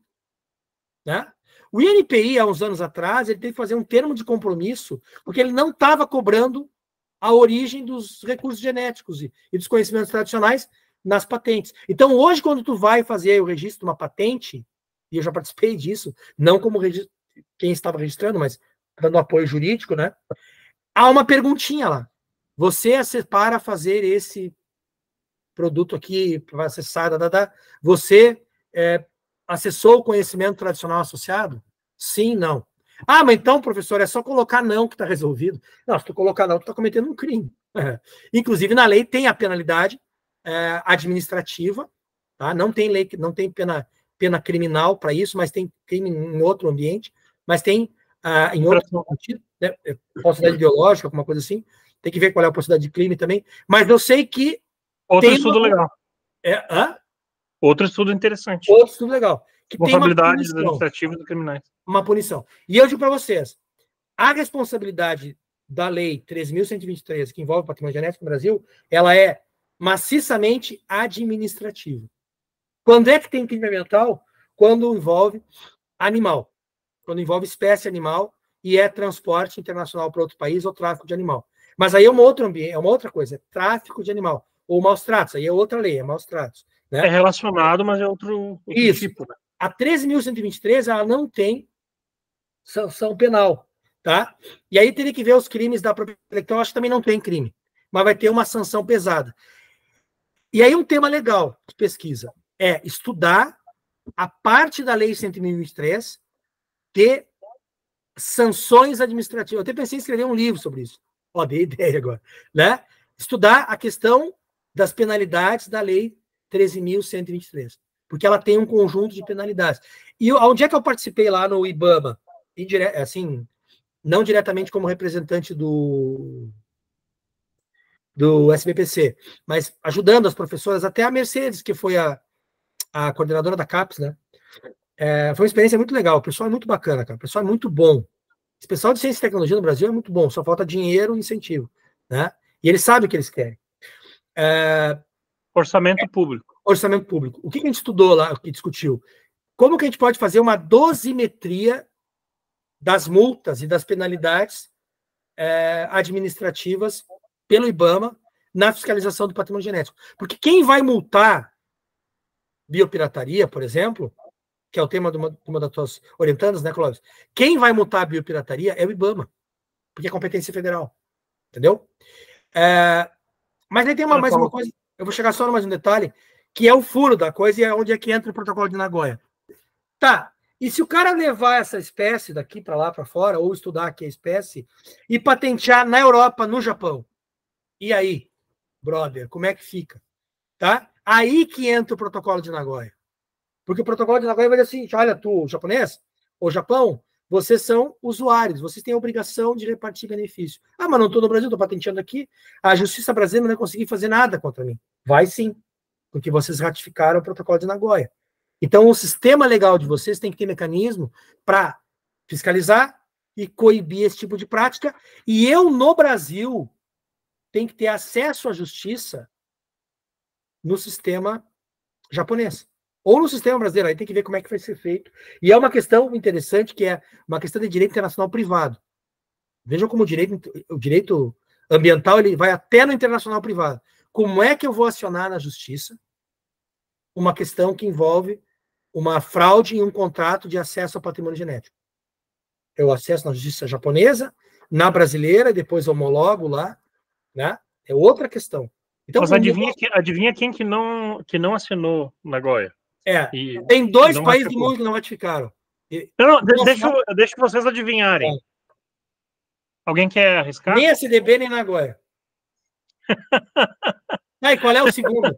O primeiro é os Estados Unidos e o segundo é o Vaticano. O Vaticano eu não sei por que não assinou e não ratificou. Eu não sei. É porque não tem planta no Vaticano, certo? Mas não, né? Meu Deus. O Vaticano está fora de vários. Eu não sei por que está fora mesmo. Inclusive tem direitos humanos, né, Tânia? Que é o esquisito. Bom, mas pelo que eu estou vendo aqui, eu não sei se está desatualizado aí, então. Estava vendo aqui.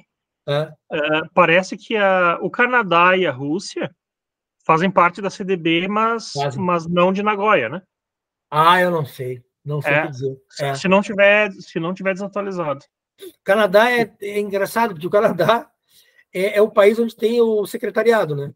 É uma queimação. O Chile também, o Paraguai, tem outros países que... Outros que não fazem, mas tem uma pesquisa legal. O Brasil faz parte recentemente. Uma das contribuições do governo Temer, também uma das poucas, foi fazer parte de Nagoya, o governo do Temer. Né? E os Estados Unidos não fazem parte. Os americanos não fazem parte e não vão fazer. Nem da CDB. O governo americano assinou, eu acho que era no tempo do Clinton, foi para o Congresso, está parado. Eu fui pesquisar acho que foi na dissertação, eu fui pesquisar lá no site do Congresso americano. Lá. Está parado no Senado americano para assinatura. Não assinaram e não vão assinar.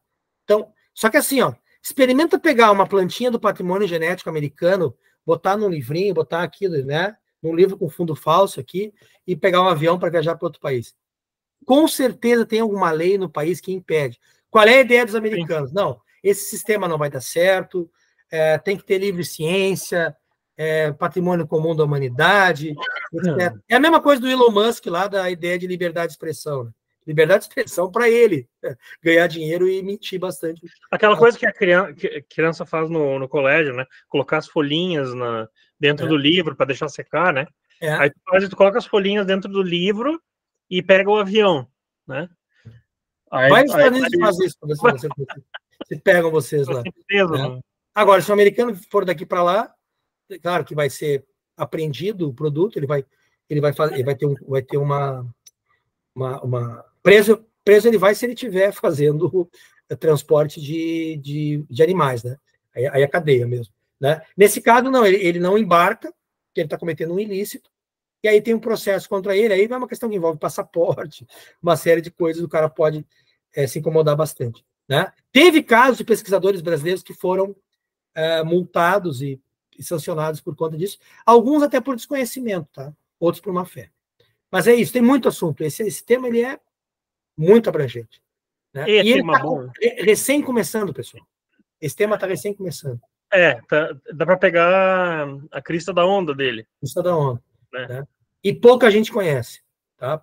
Só que assim, ele é complicado, tem que ter uma abertura para assuntos que são fora da nossa espectro de... Do nosso conforto, né? Do nosso conforto.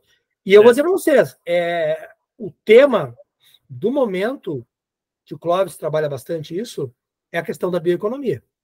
Tá? Porque assim, a bioeconomia é muita conversa e pouca ação. Isso. Porque a bioeconomia ela esbarra no direito. E da nossa parte, a gente tem condições de analisar a partir do ordenamento jurídico. E eu vou dizer para vocês, quando foi sancionado, quando foi aprovado por decreto o protocolo de Nagoya, quando começou essa onda de bioeconomia, eu vi muito advogado de escritório importante falando bobagem. Né? E fazendo comentários errados, inclusive. O que dá um espaço para a gente pesquisar. Isso. Né? E dá uma seriedade para isso. E vejam bem, e é uma pesquisa que tu vai fazer levando a sério as coisas. Né? A minha grande crítica a um certo grupo do direito ambiental eu acho que eles não levam a sério. Tem gente que tem a melhor intenção do mundo, estuda temas filosóficos muito legais, mas não estuda a fundo tratados e normas e leis, não vai no detalhe. A gente tem que ir no detalhe, pessoal. E a vantagem do grupo é que vocês são muito novos, a maior parte, ou tem experiência também, e a gente consegue conduzir o pessoal para ir no detalhe.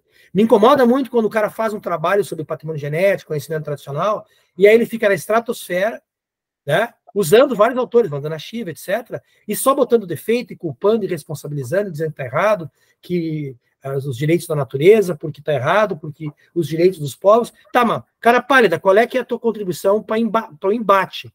Porque o outro lado, das grandes corporações, os biopiratas, ou sei lá o que for, esses caras são muito bem assessorados.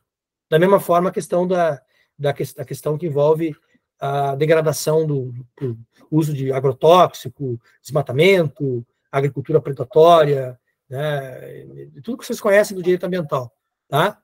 Do outro lado, os advogados são muito competentes. Então, vamos defender os direitos dos povos indígenas e tal. Legal.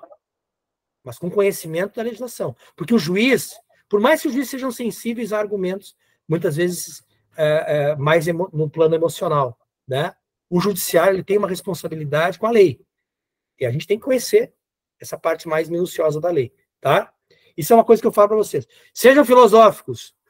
Isso é muito importante. Eu tenho todos os livros de filosofia ambiental. O Clóvis também tem, né, Clóvis? Todos eles.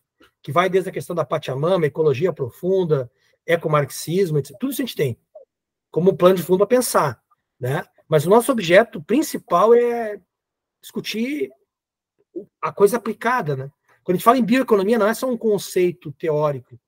Né, Clóvis? Vai estudar o Georgescu, o Hegel, a gente vai estudar isso e vai trazer para o mundo real. Tá bem?